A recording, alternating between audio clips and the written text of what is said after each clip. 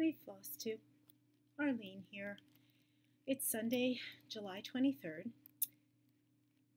and welcome to those who are new. Welcome back to those who are returning. I have come back yesterday from my week away at the Lace Convention, and it was a really good week. Have you ever been, and I think a lot of people feel this way when they are away on vacation or where it's hard to come back. I'm glad to sleep in my own bed. I'm glad to be sort of back in my space and all of that. But when you have a good week and you feel part of a community for a week, and you're enjoying what you're doing in such a intense kind of way, and you're exhausted, but it's hard to come back from that. So I turned to you, Flosstube, to help me out here. I thought I needed to share with some folks and you guys. Many of you have expressed such wonderful interest. I appreciate so much the interest in my lace world. And I just thought I'd share with you. I have some needlework related things because, frankly, despite the fact that my last video was an hour and a half, I didn't even do everything that was on my list. So I didn't even need to really create new content for today. I have some of the things that I didn't even do from last time. And then I'd like to share about my week. So a lot of this will be lace related. I hope you're interested. I want to share. So you can see this is what I ended up doing with the lace. This is a different top from what I was wearing last time. I did go back out. One of the places that I was returning one of the first round, I went searching, found this. It is almost the same color blue. It's slightly different. To use a language we all know, it's like the difference between 796 and 797 DMC blues. But just it made it so that I could put the lace on this way. And just because I'm not a hair up kind of person, I mean, I'll do a ponytail on a hot day and when I'm going to the gym and all that, but I'm just not a hair up kind of person. And so, yeah, I knew this was the way to do it. And many of you had commented that also. So this is what I wore on Friday night, which was the last night banquet. Many people will dress up in any lacy things they have. A fair number of people do knitting, like lace knitting, so there's like wraps and shawls. Some people will wear antique kind of lace, like purchased lace, and then many people are like me that they'll wear something, a pin, a collar, something, and not everybody. So let me pause here. See, I'm already jumping into this. And again, this is what's hard about returning from something that was really great. Let me do a couple of, the issue is I gotta look at the paper. You probably can't tell, this is pink. This odd size paper is what I always use for my Flosstube notes. I don't know if I've ever held it up before. I have a stack of this size paper. It is the size you get when you take an 8.5 by 11 piece of paper and cut it because you're making a square. And it's pink because a number of years ago I was making invitations for the baby shower we were throwing for my sister. And I think I mentioned in my last Flosstube my interest in like paper arts. So I printed them out, I was cutting them into squares, I was doing this origami thing that was going to fold into the cards. I did all the cutting to make them squares, was sitting downstairs getting ready to fold. Maybe I'd folded already 2 or 3, and then proceeded to spill an entire glass of water over the whole pile of pink papers. So basically needed to start over again. Luckily, again, not that many of them had been folded. So it was about 40 or so invitations, so then printed out another 40 of them. So I had a stack of this size paper that I'd kept as like scrap paper, which I almost never used. But they have become my little Flosstube note sheets. I wondered, now that I'm just wasting time, I wondered if other people have a system of when they're writing their notes for Flosstube, or whether you just write on some scrap of paper and throw it away. I know some people, like, they're clearly like writing, they have it on a electronically, whether they're looking at their phone, their iPad, their computer, they're like looking at a screen when they're doing it. I got a piece of paper, and I've been keeping them, my little stack of pink papers. All right, so this is why I'm looking at my thing, because a very important thing I was going to do in my last Flosstube, I wasn't going to do it at the beginning, I wasn't going to wait till the end, it was supposed to happen in the middle, it didn't happen, I'm doing it now. So I would like to do what I did a month or so ago, which is to set up for a giveaway for when I release my next set of designs. I loved doing that, and I think it just might become a regular thing. So it's very simple. You don't need to jump through fancy hoops or all. And I'll remember to remind you at the end of this as well, but I didn't want to wait till the end. I'm just saying it right now. If you would like the chance of winning one of my patterns, and it could be one of the new patterns that will be out soon, or any of them, if you haven't picked any of them before, bought any of them before, leave me a comment on this Flosstube, on this video, and just say whatever you want, I don't care. Well, but say something. My initials are ABC. My store is Works by ABC on Etsy, and so just leave a comment that includes your initials, and that way I'll know you want to be included in the giveaway. Please just don't say giveaway. And if you are not interested, that's fine. You can leave a comment, and then if you don't put your initials, that's okay. You know, that way I know you're not interested. That's okay. So again, if you'd like to be a part of a giveaway to win one of my patterns, and I will announce that on the video, yet to be determined when that will happen, but on the video when I announce my next set of patterns, there will be winner, most likely more than one, of a free pattern. Leave a comment here that includes your initials. See, I remembered this time because I'm looking at my notes. All right, the next thing.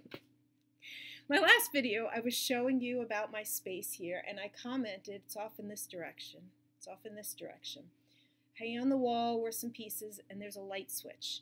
And then I never circled back to explain why I was even pointing out the light switch.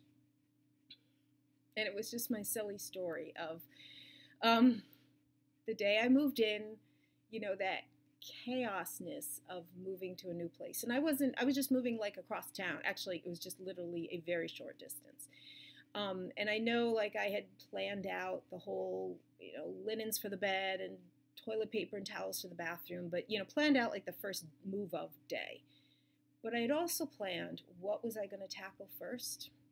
Not the kitchen, not the bathroom, not the clothes in the bedroom. No, it was going to be this space. And I know I had the keys a few days ahead. I had already brought over maybe some things. I mean, not the shelves. I don't even remember the details. But the point I'm trying to make is that I had started working up here that first day after I moved in.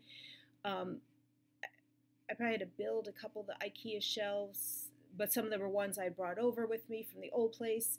Like, I was gung-ho. I was working a couple of days up here, had most of the things all set up. And then I looked over at that light switch and said, huh, I wonder what that light switch does. I have no idea what that light switch does. There is a fan, like an overhead fan with a light here. And the only switch for that is at the bottom of the stairs. For whatever reason, that's just the way this place is wired. The light switch here doesn't go to the fan. What I totally assume is that there's an electrical outlet behind one of the shelves here that light switch, you know, something in that outlet, that light switch plugs in, you know, intended for a lamp or something. And in the excitement of me setting everything up, I did not explore that at all. And of course, by the time I realized it, I wasn't going to take things off the shelves just to figure it out. So I laugh at myself and thinking about that's what my enthusiasm of having my space did, is that, I mean, I don't know if I ever would have put like a standing lamp or anything that I would have needed that light switch for. But that's just that little story that I wanted to share. Okay. when I was doing the tour of the bookshelves, I had at least 5 things planned that I was going to pull off the shelf and then share with you. And I did a few of those. But in the moment, I knew how long the video was already going, so I sort of immediately cut some of them, knowing I could do that anytime. So I wanted to share 2 of them with you for this video, just to have some needlework before I jump into all my lace things. And one of them is a book that I think a number of you might enjoy if you have not already seen it. It's called In Praise of the Needlewoman: Embroiderers, Knitters, Lace Makers, and Weavers in Art. And I couldn't tell you when or how I first saw or heard about this. It was probably on a blog. I was looking up on Amazon just to confirm it is still in print. You can buy used copies. And nice of Amazon to tell me. So it was published in 2006, and I bought it in 2006 because Amazon told me I did. So I probably saw it on some blog. Maybe someone was doing a book review. So if you love art, and of course you love needlework of all kinds, what this book is, I'll just open to a random page, is artwork where something about it features something, and almost all of them are women. And then the facing page gives some information about the painting, about the artist, about the people in the picture. Some are well known, particularly a lot of the ones during the Impressionists. There's some knitters. The book is, like, if you read the reviews on Amazon, which I meant to go back and double check, but I remember, like, Monet, there's a lot, it's very focused, or a large percentage are in the Impressionist time period. It's not exactly a huge, the full range from the entire range of art. But if you're someone that appreciates artwork, I just think it's a really cool book that someone, Gail Sirna, took the whole idea of artwork and truly went through and found all kinds from all styles. This one, I was trying to figure out, why is there a piece of paper in this page? And then I finally figured it out. A friend of mine once sent me a card that had a picture. This, like, part has been made into a stained glass window that's in a museum in Florida somewhere. I think that's where it was. And I knew I'd seen that image, and I was looking up, something like this one. I was looking at this book right before I started filming. The title of this work, sorry, I can't orient myself here. There we go. It's called The Lace Maker. My eyes, she's not doing lace. She's got scissors in her hand. Maybe she's working on a tapestry of some kind. But, it's the kind of book that you can really be engaged in and looking at. And now there's some, I'm going to go back to the beginning here. I think it's a Vermeer. Yeah, it's a Vermeer. That you, at first glance, you look at this and you're saying, what's it doing in this book? I'll give you all a moment. Can you see it? Can you see it? Right there.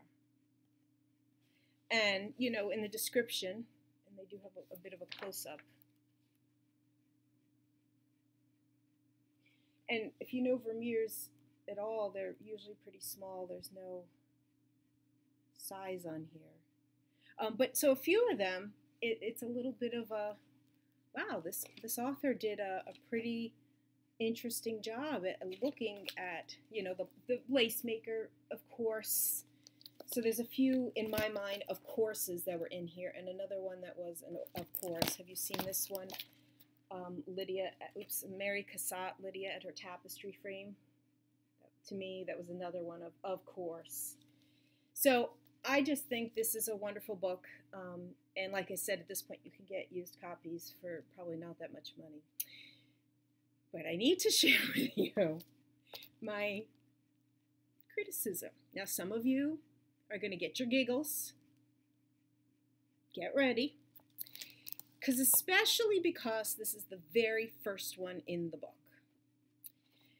And maybe the author was just trying to stretch the time. So it's chronological order, the work she picked. And the first one, the date on it is 1595. The last one in the book goes to 1976. But like I said, the vast majority of them are the Impressionist time period.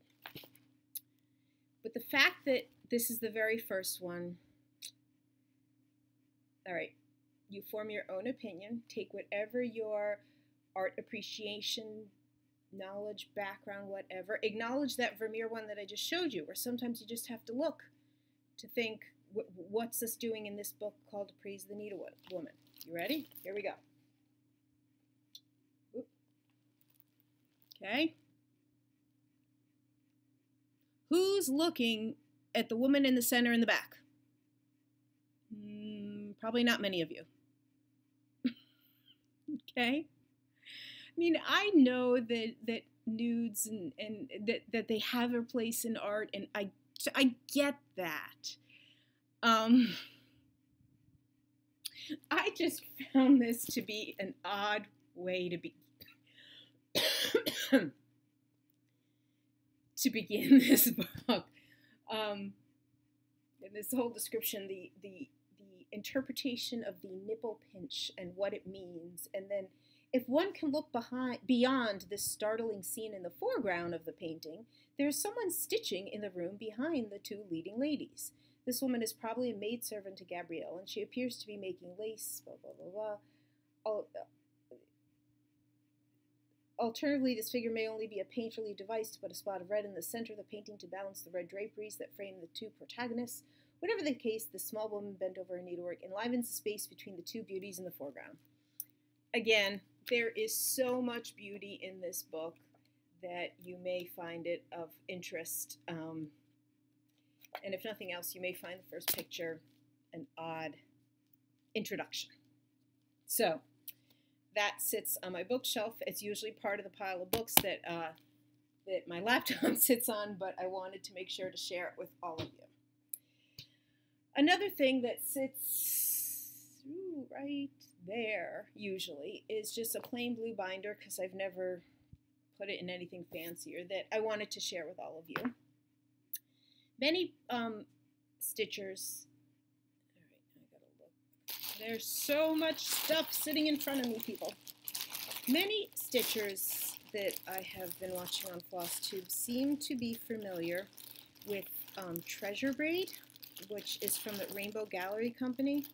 And I'm looking to see if I can quickly, and I probably can't quickly pull out the thing. Okay. And it may be the only, oh, here we go, Treasure Braid. Okay. And it may be the only Rainbow Gallery thread that a cross-stitcher might be familiar with. I don't know.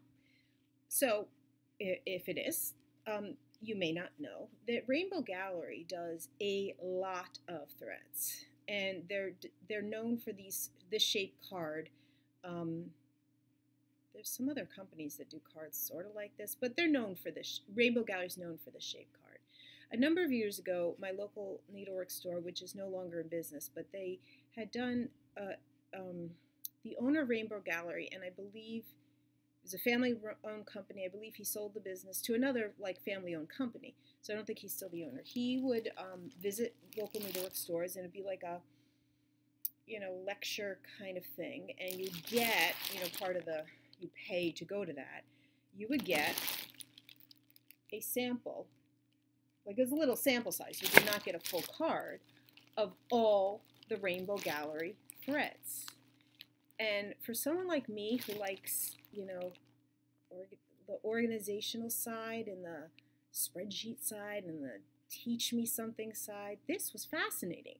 And this was at a time in my stitching life where I wasn't even familiar with that familiar with Rainbow Gallery at all. I mean, going to this afternoon at the store taught me so much. So we got this whole like baggie of all the different threads, and then the guy's name was Jay, and because it's called Jay's Stitching Tips, but I don't even know if I have written down his Jay's Stitching Tips. If I had his last name down, I don't see it quickly. And then he talked through each of the threads. He probably talked a little about the evolution. And then you also got this giant handout that was a little bit about each type of thread. And since then, they've come out with some new ones, and maybe some of these don't even exist anymore. I don't know. I haven't completely kept up. They had some stitching tips they talked out, but the cool thing for me was learning about all the different threads. Well, my needlework store owner said she had never seen anyone do this, and she even like wrote to Jay to try and find out who actually has done this. So the thing they handed out was this fiber notebook, and I was somebody who actually went home and I got little pieces of canvas. I probably had some of them and then had to go get some from the store because some of them are different sizes, and tried each of the threads using so these are all different stitches, and these are just like, this is a stitch that could work nicely with that thread. It's not that you have to use this stitch. And, you know, they're all made of different, rayons and cottons and wools and linen and silk. They're all different kinds of things. But I, did the notebook. And again, my needlework store owner just thought this was hysterically funny because, they created this little notebook and they handed it out as the handout to go with the threads. And she said, I don't think they ever thought anyone would actually do this. But I did, because I wanted to be able to say I'd stitched something with all the Rainbow Gallery threads. And that's what they intended. You know, it was a little square and a little bit of double-sided tape, and that's how these all have stuck on there. So I don't know. So again, you may be very familiar with Rainbow Gallery threads. You may have never used them before. If you have any access to a needlepoint store that goes beyond cross stitch, you may see some of these. They have velvet threads. They have,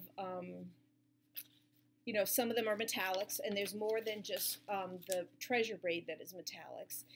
They have something called Santa's Beard and Suit, and it literally only comes in a few colors, but it's literally just like that fuzzy stuff for Santa beards. So I did the notebook, and it was, again, very velvet, suede. I could say that I did something with all the Rainbow Gallery threads. And again, and then there's these stitching tips in the back. So if you've never heard of them, again, they have at least this many kinds, if not more. And it was just a great sample thing. I was trying to search. I couldn't, on the Rainbow Gallery site, I couldn't even find who owns the company now, if they still do that kind of thing with local needlework stores. I don't know. But I remember that. And just a year or so, I don't remember if it was before or after that, Krynick, Doug Krynick, that's also another family-run company. He also did he would also, I don't know, he might still do this, go to stores and you get one of each kind of the threads, and he talks them through and shares details and tells the history of the company and everything. And I don't know, there was never any project or anything with his threads. But anyway, wanted to share that with you. Okay, looking at my list this time. Okay, I'm going to switch over to talking about my week because most of the stuff sitting right in front of me here is all about that. So many of you have expressed interest in lace work. For some of you, it's brand new. You've never seen this. I know plenty of Flosstubers talk about knitting. I've seen some quilting, seen some other hobbies, crafts, passions. Use whatever word works for you. I haven't yet found someone else talking lace, but if you have, please let me know in the comments. I have loved the connections that have come, as we all do. We love this community. But the connections that have come even to help me with this lace, I got an email, I read it while I was away, from one of you who said she saw my Flosstube and then had seen some Instagram posts that I was at lace convention. A friend of hers in her stitching group had mentioned she was going to a lace convention. And she said, I believe the two of you, she sent it to both of our emails, the two of you are there at the same time. And if for some reason you are at two different lace conventions, please alert the authorities, because that would be too bizarre.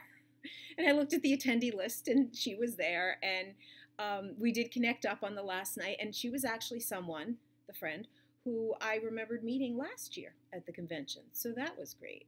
I had this moment in the elevator. We walk around the whole week wearing name badges. Thank goodness. I mean, that's also just to make sure, because it's a big hotel and there are other people there. And it's so to keep the rooms, the display room and vendor, just to make sure it's all attendees that are going in the right places. They had close to 300 people there, which is phenomenal. The last couple of years, it's been 220 or so. Although I'd heard that they had really good response. This is the first time it's been on the East Coast in, like the last time was 2011 in Maryland. So it's been a few years, and there's just like a higher concentration when you get to the East Coast. That just made it wonderful. There's one point, I get in the elevator, of course you look at the name badge of the other person there, and I recognized her. She was the woman, hi Carla, from Florida. Carla was the woman 2 years ago in Iowa who did a phenomenal job setting up this whole display. It was not, I'm going to talk about the display here in a minute, which is partially a show and tell. People can bring things they would just like to show. But the display in Iowa also had this amazing collection of antique lace. And this like educational component, see the difference between this type and that type, and it was phenomenal. I recognized her face, and then the first name added to it, and I also noticed, well, wait, that says Florida. You were in Iowa 2 years ago, and we had this. And she said, well, I've been looking for you, and that she remembered me from 2 years ago. Pretty okay. She said, I've been watching your Flosstube. But she also cross stitches. As there's always a lot of crossover. So I had a little Flosstube connection at convention as well. Okay, I actually tried to organize my thoughts in terms of how in order to share with you, but we'll see how good I stick with the order. So in registration, you get a bag. Already nice touch right away. The last couple of years, the bags have been like an extra. You had to pay for it if you wanted the bag. It wasn't on the registration form. I wondered, are they going back to a system where you got it as a gift?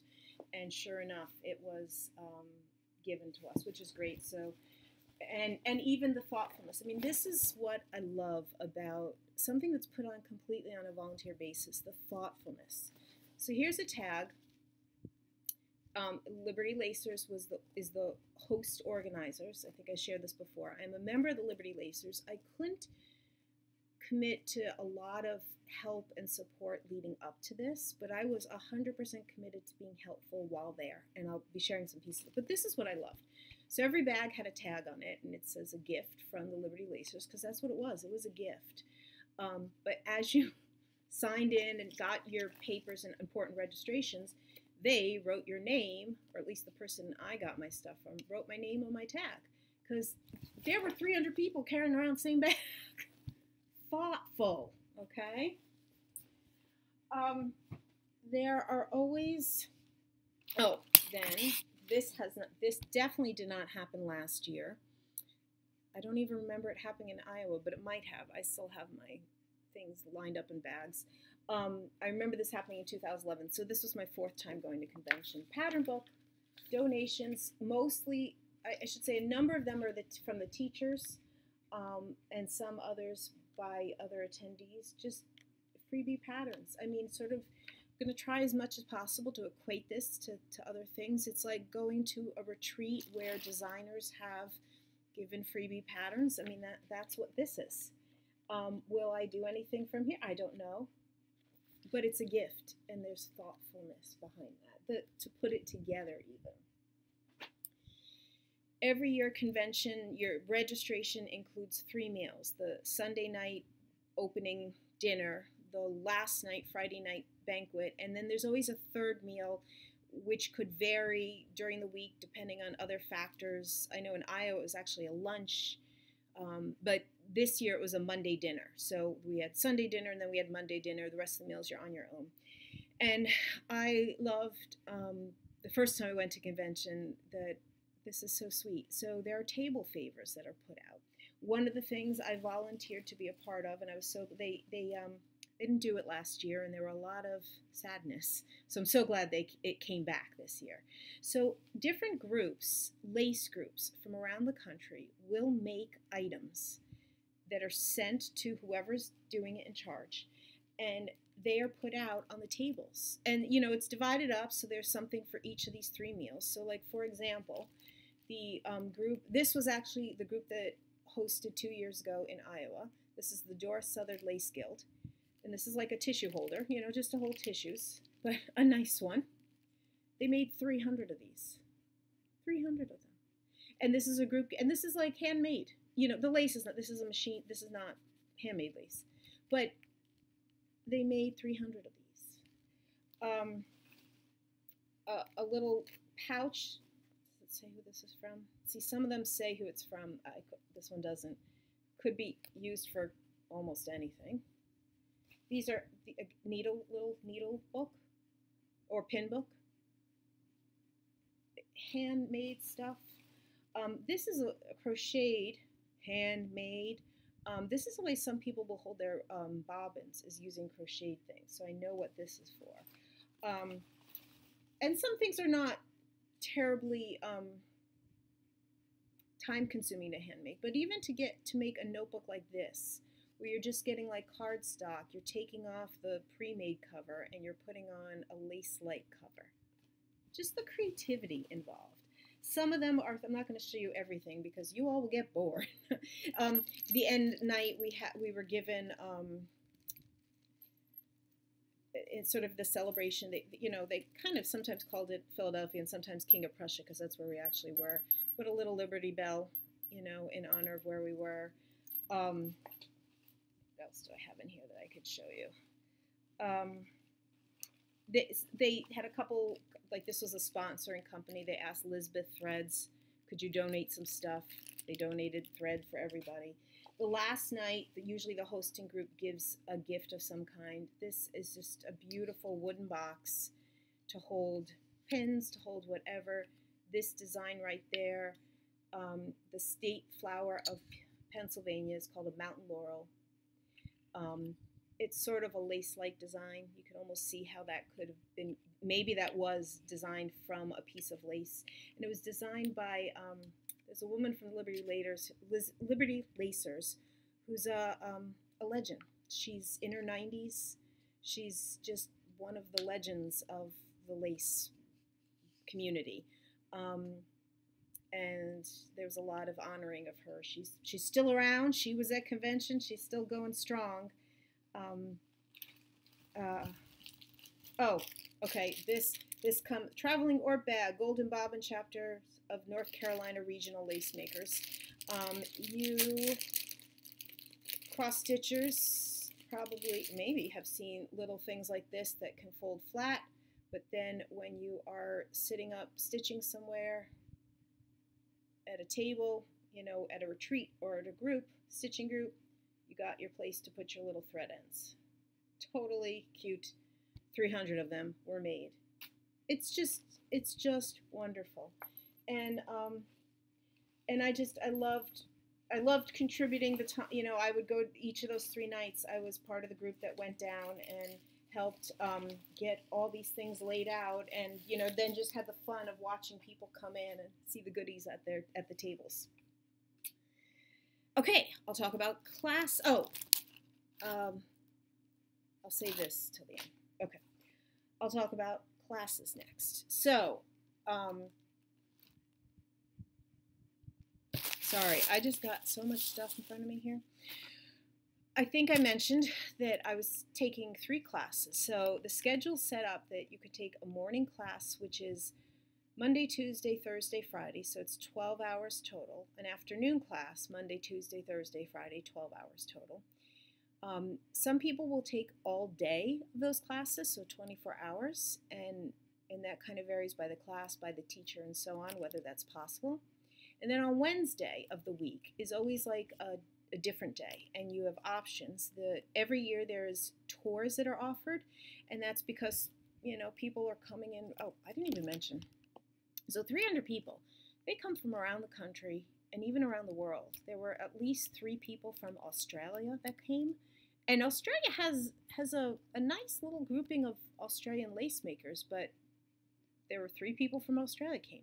There's quite a number, 15 or 20 Canadians that come to this. I know at least a couple from England that came. And they get teachers, international teachers. Of the 3 classes I had, it just so happened that all 3 of my teachers were from outside the U.S. But literally from all over the U.S., from all, you know, this is the big gathering in the United States. And it's not to say that everyone comes every year, goes every year. It's just the opportunity to be together. So on Wednesday, there's tours, because sometimes you're just in a city you've never been in before. They usually arrange 2 tours, one being often a museum-oriented that usually has like a lace collection that's never out, but they arrange a special, you know, go into the study room and see the lace kind of part of the day. And then the second tour is usually not necessarily lace related, more like city touristy related. And this year, so they went to the Philadelphia Museum of Art, and they'd arranged a behind the scenes lace thing. And then the other tour was a Philadelphia city bus tour for part of the day, and then a boat tour, boat on the water thing. Or there's also one-day classes that are offered, and I took a one-day class. I've never done the tours. I'm just not a group tour person. Always just want to take advantage of learning new things. So I took a one-day class on Wednesday. So where am I going to start? I'm going to start, I made a list. I'm going to start with the Cantu class. Cantu is a style of lace, a bobbin lace, that most of the classes are bobbin lace. There might have been a needle lace of some kind. There was definitely one lace knitting class. There was 1 or 2 tatting classes. And then the other, I'll share in a moment about one of my classes. All right, so Cantu is a bobbin lace class, bobbin lace, which is Italian. The teacher is an Italian-American, but she's lived in Italy for a good portion of her life. I've tried learning Cantu kind of on my own. There basically aren't books to really learn the technique. And it's because a few years ago I bought this. Yes, it's in Italian. No, I cannot read Italian. There's no instructions. It's just it's like a pattern magazine. You wouldn't quite call it a book. But, and this, I mean, I just find it just stunningly beautiful. And I just couldn't get, it's like a tape lace, but I just couldn't get the threads doing the right thing.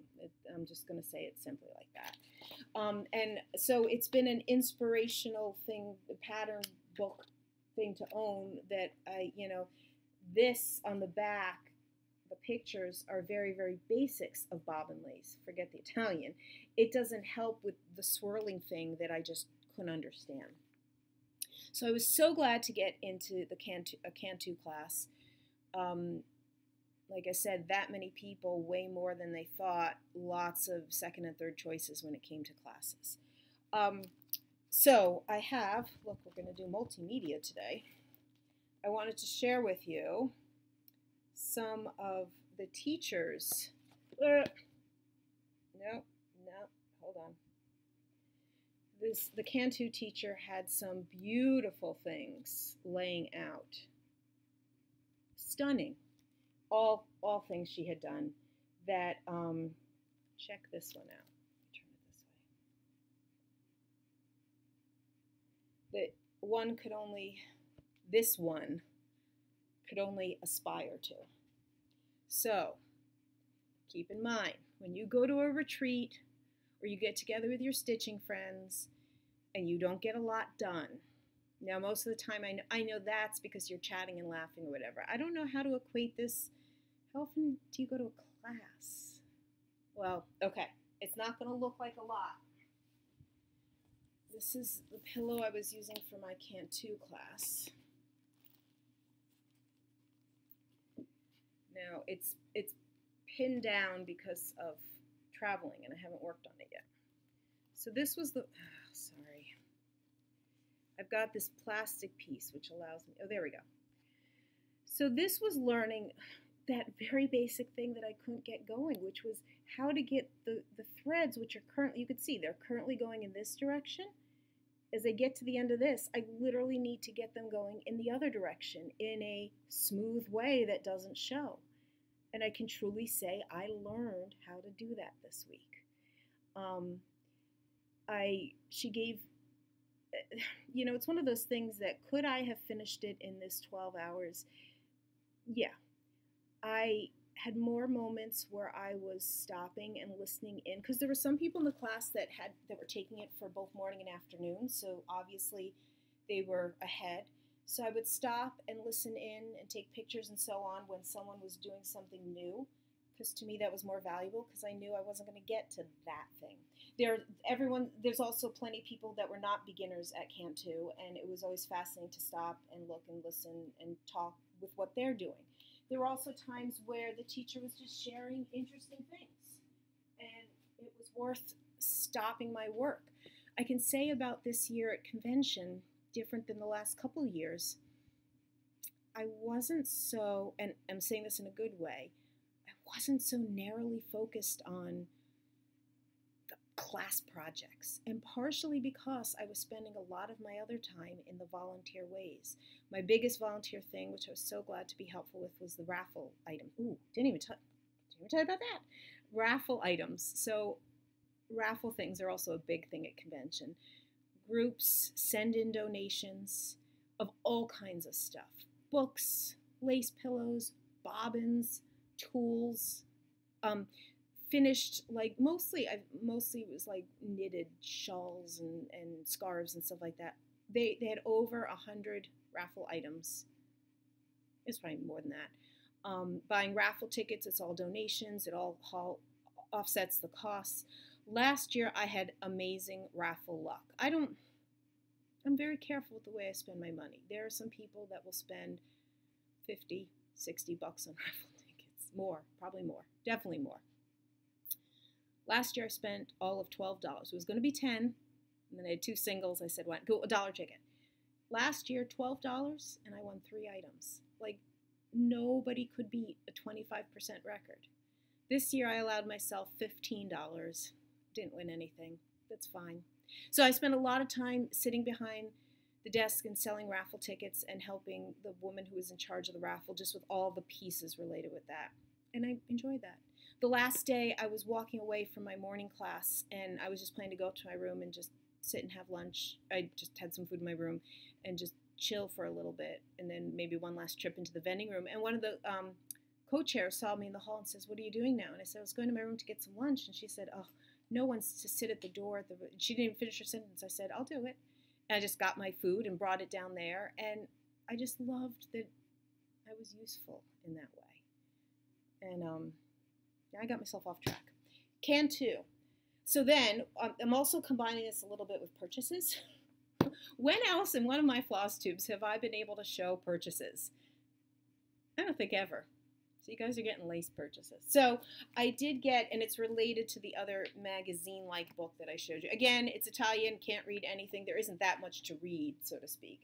But hoping that I can someday, it's not an immediate thing, but there are a couple of projects that, even this simple little flower, the petals on this flower feel doable to me, and it's doing 5 of them. Hold on. Oh, that would be a stretch. Wait, that would be a stretch. Anyway, it's just, this was, I just had to, now that I feel so inspired to be working on the Cantu. And I would like to learn more. I would like to learn sort of the next steps. I'm trying to move things off so I can keep talking and know what else. Okay. So that was actually my afternoon class. I wanted to talk about that because that's going to look more like the bobbin lace you've seen me talk about. My morning class, very different. It was not my first choice. It was intriguing to me, but the reason why it was like my third choice is because I knew it was a totally different type of lace, and it was almost like learning something brand new, and I already have so many things I love to do. Where am I going to find the time to get more into this? So there's a type of lace called Lear lace. Both of these books I purchased. Did I really need both of them? No, I purchased them. The teacher is the author of these books, and I'll show you like the vision someday. Someday. Yeah, someday. I would like to make that. I just think that that is gorgeous. So Lear lace is not a bobbin lace, but you can't even really qualify it as a needle lace because you don't use a needle. You use what is very similar to a tambour hook, like a hook. And it's making like a chain stitch crochet, not a crochet, chain, like a chain with your thread. And it's just a very different thing. I was actually using one of my embroidery frames. So now, don't laugh.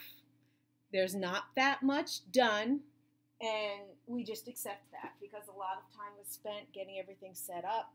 There was a lot of background learning. There was practicing done on this big oversized thing that she had. And then, there we go. All right, so this is a net. It's not like the net you'd buy at a fabric store is like a nylon kind of stretchy thing. This is a cotton fabric net. And this, what you see set up here, I'm going to do different fillings in each of these spaces to kind of practice and learn the different types of fillings. I'm glad I've learned something new. I don't know when I'm going to pursue this all. That's the difficult thing. That's the difficult thing when you take, I mean, some people will say this is exactly why they like to do a 24, you know, an all-day class is because they don't want to learn, they don't want to have to do, or they don't want more things to learn. Oh, and I was going to show you a couple, just one beautiful thing that the teacher had laying out in this class, that just to get your mind clear that lace is certainly not all white. She had this fan, she had some source for black netting, and here it's close up. Sorry, I've got the...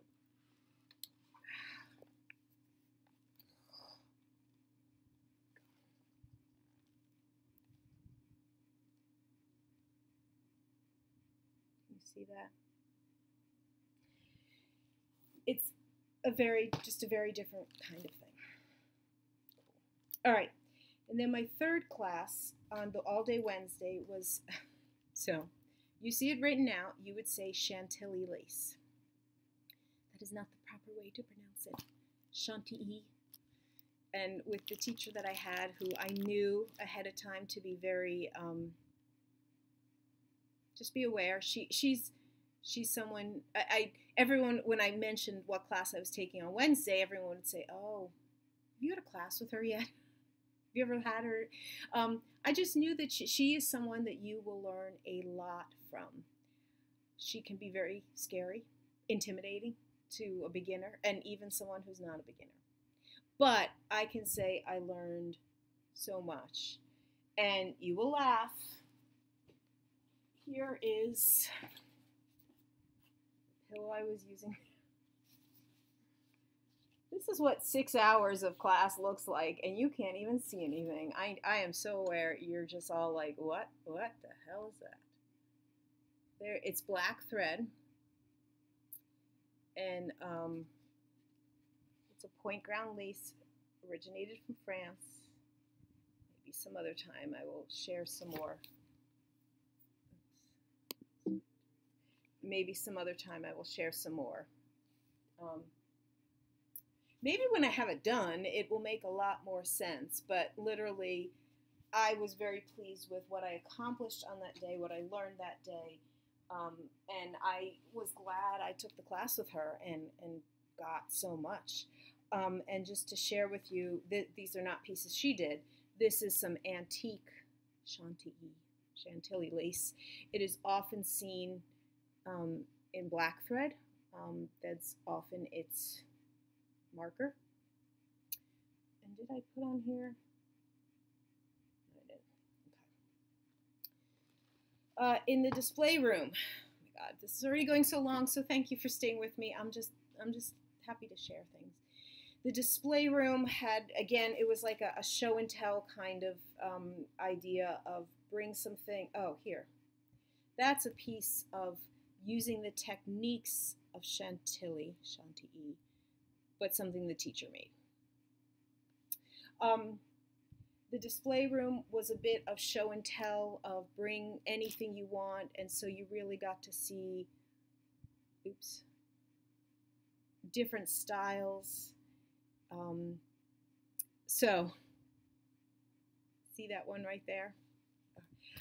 I couldn't remember if I have shown this to you before or not.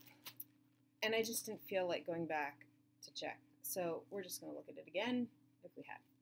This is a piece of bobbin lace that I did. To my eyes, I like it like this. This is an inexpensive Michael's frame. I don't actually hang it on a wall. I just have it leaning up against. But you could see from the back, from where the hook thing is, that this is the way I hold it. The design in the book, where it comes, it's designed like this. I just decided I like it like this. The designer is that teacher I had on Wednesday. This is not Chantilly lace. It's something called Barjac ombre, and I won't get into the details of the differences, but it's using black thread. And when I went to turn it in the display room, I'd sent in a form ahead of time. The person who was in charge of the display room said, Barjac ombre. She clearly recognized it. For all I know, she had the book. Maybe she's even done the pattern herself. When I saw the display, when I went into the display room for the first time, it was sitting like this. And I just giggled to myself. Now, I suppose there's just a 50-50 chance that they just put it out like that. But I also thought that the person, that woman who was in charge of getting everything all out, knew the pattern so well, knew the book, and just said, that's the way it goes. And didn't even look at the back to see how I had, had it done.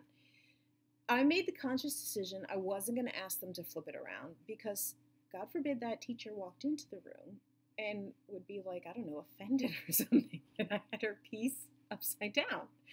So every time I walked into the display room, because you just see different things each time, so I was in there more than once, I would just like giggle to myself every time I saw it. And there were more that, when people would make nice comments about, oh, I saw your black piece in the display room, I would share with them. Yeah, to me, it's upside down. So it was just great to see a variety. If you're learning about bobbin lace, just to see the different types there are, because these all represent different types of lace.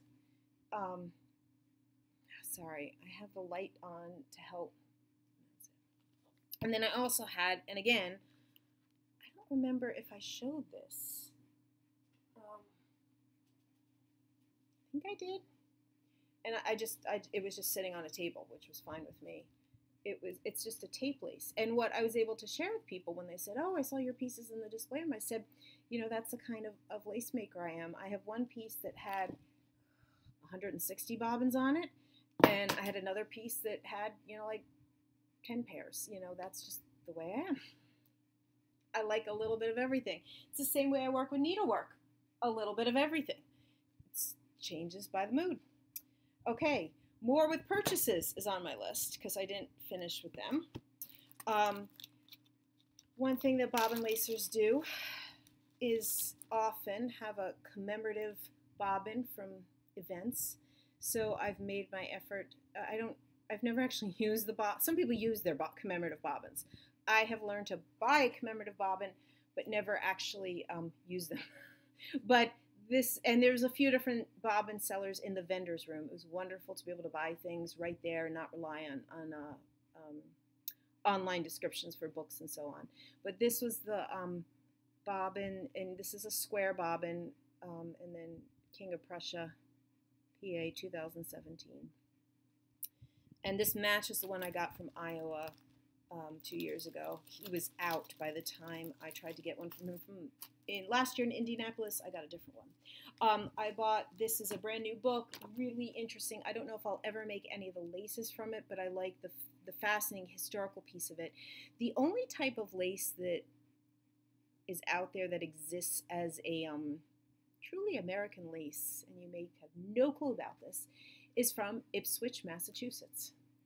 And in Ipswich, Massachusetts, during the 1780s and 1790s, there was a lace industry. And thanks to papers of Alexander Hamilton that were in the Library of Congress, they had, as the Treasury Secretary, and the things that were American-made industries, they had samples. This woman has been working for years. She was a teacher, but I've also encountered her in other ways. She's been reconstructing the patterns, the prickings, and she's put together a book. And the history is just fascinating, and I may or may not make some of the patterns. I don't find them particularly beautiful. I just like the story behind all of it. And then I would say most years at convention, I would buy something that would be a maybe someday. Yeah, this is my maybe someday. Okay. That is just beautiful. My skills are not ready for, I think that would be beautiful. You don't even need the fan sticks. You don't need it to be a fan. That is just beautiful on its own. There's actually a second pattern here, which is lovely. I think that one. And I've seen this pattern before. This is not a new pattern, but I was at the point of the week where I was looking for, I need something special that's going to be like my commemorative of this week. And I was being very careful about money that I was spending. But this has become my special thing. Now, to give you a sense of size, here are the prickings of, so here's my hand. This is the one on the front that I like. It's a large piece. I don't even know how many bobbins it takes. And there's some certain things about it that I have not yet done, or I'm aware of what they are. I just don't know. It's a someday project. Someday. But man, would I love to do that. So it's the kind of thing that you get to a point where you need to buy it before it's out of print. And I know plenty of cross-stitchers and patterns in cross-stitch world. You completely understand that. Oh my gosh, I'm going an hour here and I'm not done yet. But I'm going to keep going. Okay, but the last thing is about the contest that I started to talk about last time. Let me just finish up from the last time. Sorry. I meant to cover up the name just to be respectful. The last time from a year ago, the 200 contest, this is the first place winner. And I meant to just show you just what a stunning piece of lace it was. What makes it 200. Can you see these tiny loopy things? Those are called picots. And so she had planned out her piece to include exactly 200 picots. And she called it 200 picots and a peacock. And it's just stunning. I mean, that's the kind of piece you look at and you're like, yeah, first place. Okay. So the contest this time. I got a story. All right, but let me do this. So I had recorded myself, I created a video to show another little bobbin lace demonstration when I was working on one of the pieces I sent in for the competition. And I did this a number of weeks back. The postmark date was July 1st, and I thought I was going to talk about this in a video like before convention, and then I just didn't get to it. So I'm going to put that clip, it's like a bobbin lace demo, as well as giving you some background information about bobbin lace in general. And you'll see me working on the piece, and then I'm going to come back here, and then you're actually going to see the finished piece. So I'm going to put that clip in here. Hi, Flosstube. So I'm recording a little bobbin lace demo right now. the last time I did a bobbin lace demo, there was lots of interest in it.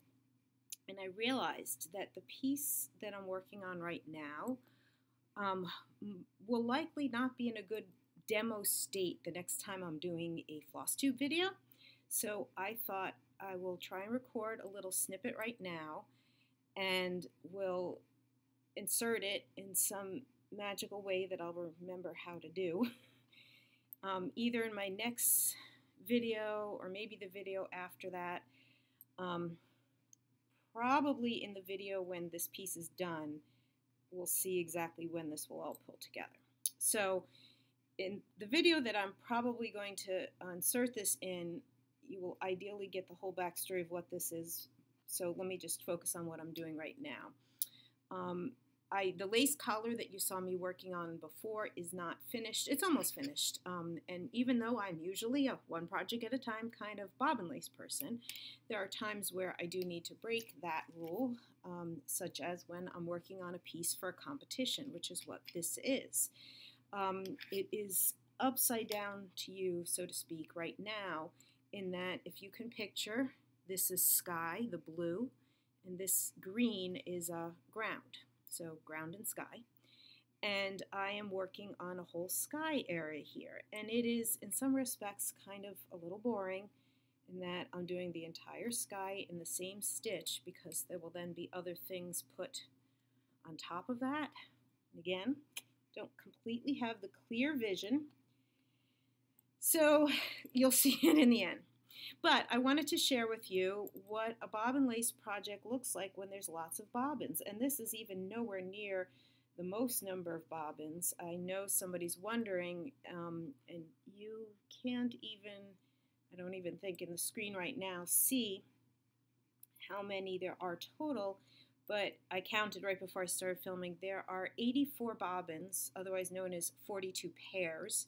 When you're doing bobbin lace, you almost always talk in terms of pairs. So 42 pairs I have in this blue area right now.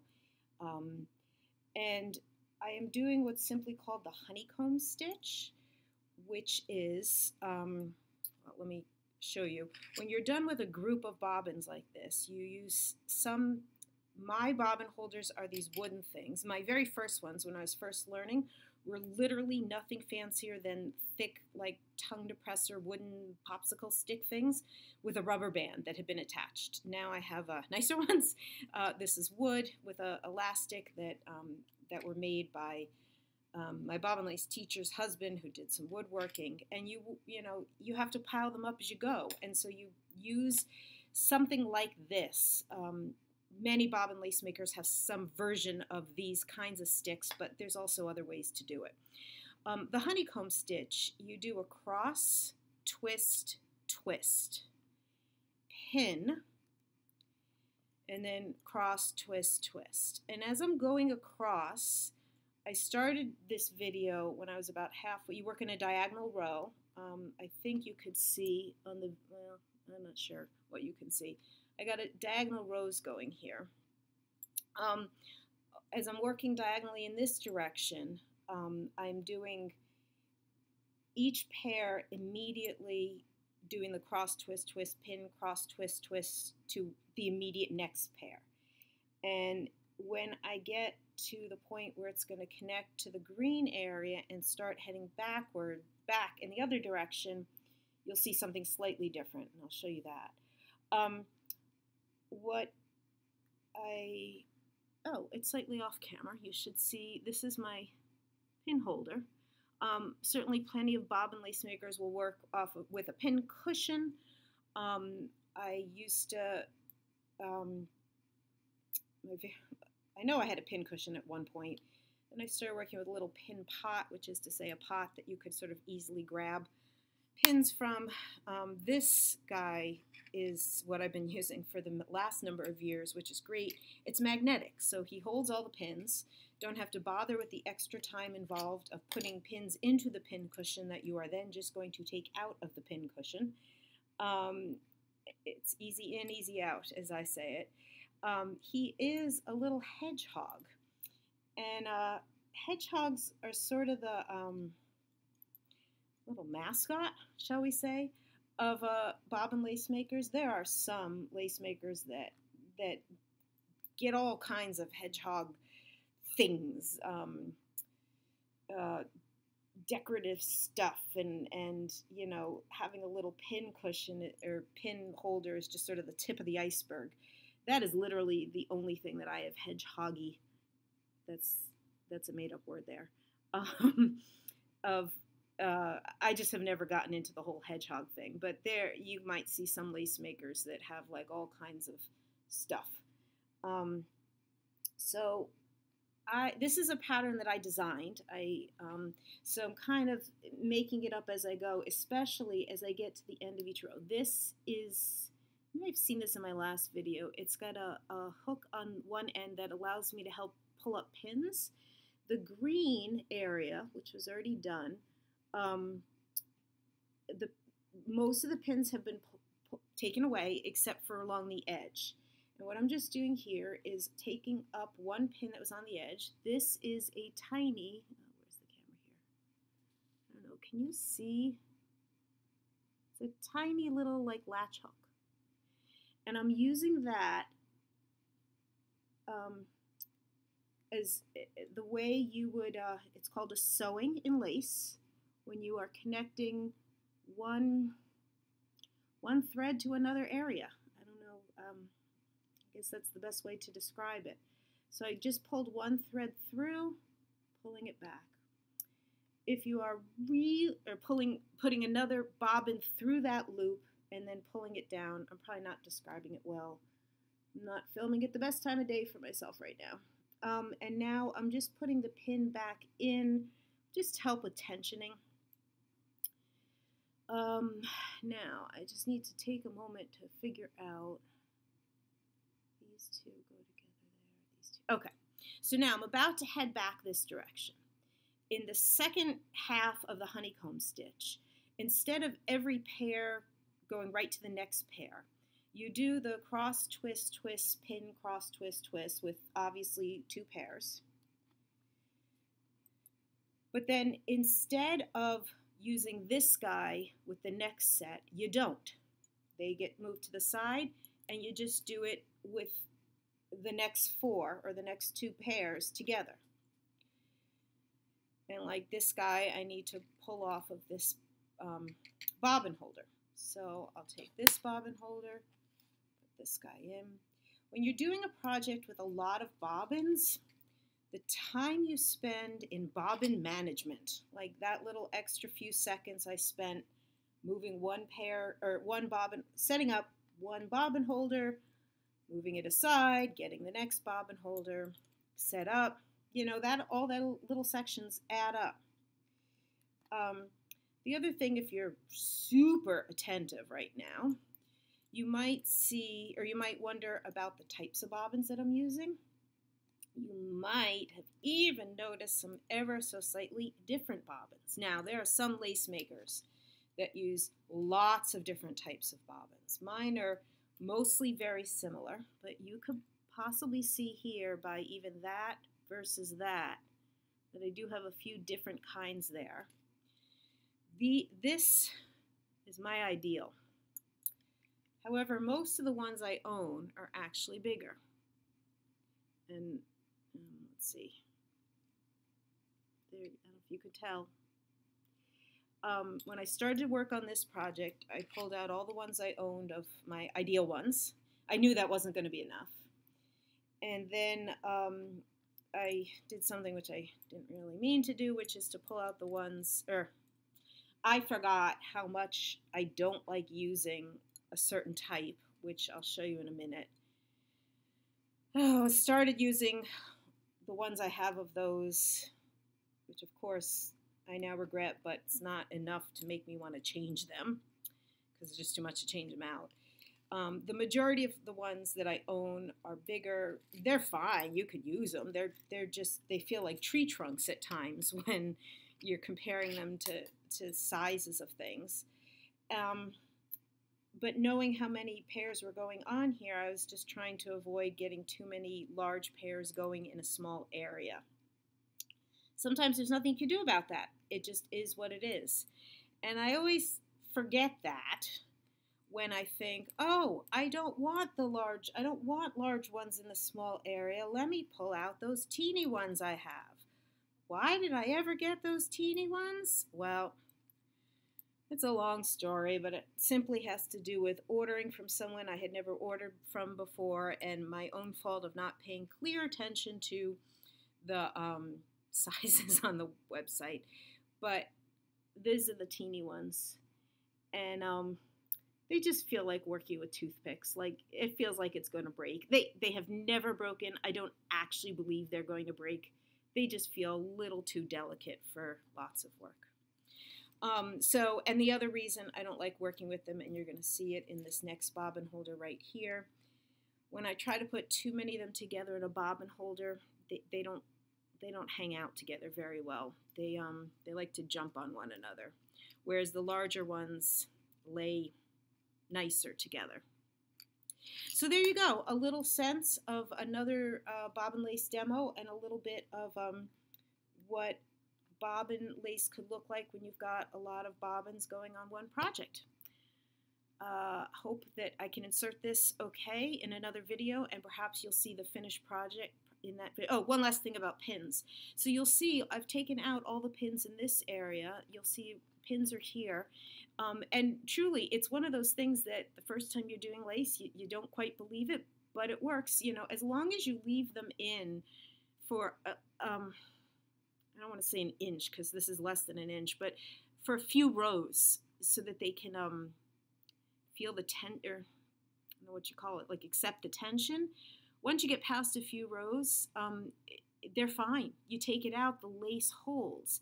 And frankly, I just need the pins. So I'm taking them out, you know, as I go to kind of replenish my stash of pins as I need them. And it's fine. I leave in around the edges because it's a good thing to leave in the edges. But that's why you see no pins in this area and pins just along here. So there you go, little bobbin lace demo for you today. Okay. So in that piece, or the piece I was working on in that clip, turned into this. And I just realized I didn't tell you. So the contest this year. So in the spirit of it being in Philadelphia, it was honoring Philadelphia's favorite son, Benjamin Franklin. And the contest was keys, kites, how'd they phrase it? Keys, kites, and storm. Use key, kite, and or storm in some way. Or I don't have the wording, but you get the idea. And so there's the sky that I was working on, that clip in the ground. And so then separately, I made 3 kites. These were all in different stitches, different types of bobbin lace stitches, and attached on. And in my last video, I was sharing how it was, it's all right. I know when I originally started, there was going to be a border that I was going to put around it. I just knew I was running out of time, you know. Come up with an idea to create an Etsy store and want to work on those patterns, and your bobbin lace interest goes down a little bit and you just run out of time. Realize there's a deadline, you run out of time. So I can say I completed it. I just know that it wasn't great. And it was okay. It was still the spirit of participation. It was still, I wanted to get it. I wanted to be a part of it. So 3 kites in a sky is what I called this. It was very interesting to see the contest pieces, which you're not allowed to take pictures of, so I can't share with you what they look like until they come out in the magazine issue. The woman who won first place last year, she just always wins. It was not a clear cut. Like, there was not a phenomenal piece sitting there, and lots of people commented on that. Where's her piece? Did she do one this year? Is one of hers? Yeah, it was very interesting. So you may recall from my last video, I said I did do 2 pieces. So that was in the original design category, and there were about a dozen pieces in the original design category. I did not. Okay. The other category is called technical proficiency, and that's just the fancy words for not original design. It's somebody else's pattern. Well, when you make a contest theme that's so funky specific, it's kind of hard to come up with a pattern that's already out there in the world. So last year, when the contest was 200, they only had one entry in the technical proficiency category. I don't even remember what it was and how that connected with 200. I just don't remember. Last year, when they made the announcement for the theme for this year, Keys, Kites, and Storm, again, I don't remember how it was worded exactly, my brain immediately went to this book. This book, I want to say, was probably published in about 2000 or so. And it was a series of 4 or 5. I just remember, like, for the longest time, this series were like the most popular books on eBay if you search Bobbin Lace book. But do you see what's on the cover? It's a key. And I remember sitting in that room thinking, how many people in this room are thinking of the cover of that book? Maybe I'll make the key on the cover of that book. Maybe other people will make the key on the cover of that book. Wouldn't it be interesting? Different interpretations. That's all it is. It's like entering a piece of cross stitch in Woodlawn or a state fair or something that's done by more than one person. And then it becomes really interesting about technique and stitching and those other qualities that are not about design. So I made a key.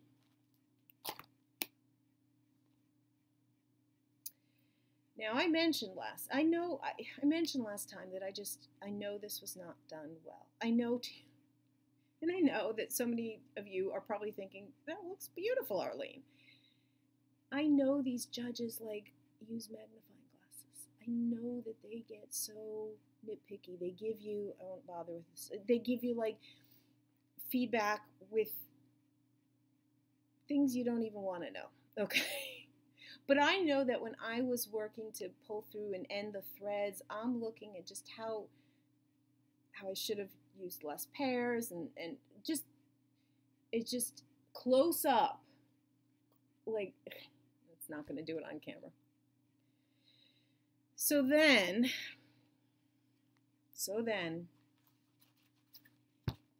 this happened on Friday night. But do you want to know why this happened Friday night?